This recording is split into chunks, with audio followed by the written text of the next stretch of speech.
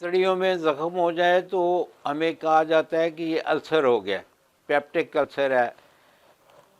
इसका इलाज बहुत महंगा है और बड़ी मुश्किल होता है इलाज, लेकिन मैं एक आसान सा नुस्खा आपकी खिदमत में पेश कर रहा हूँ।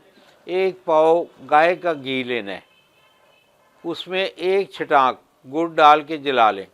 जब वो ब्लैक हो जाएगा तो चूल्हे से उतार के रख लें।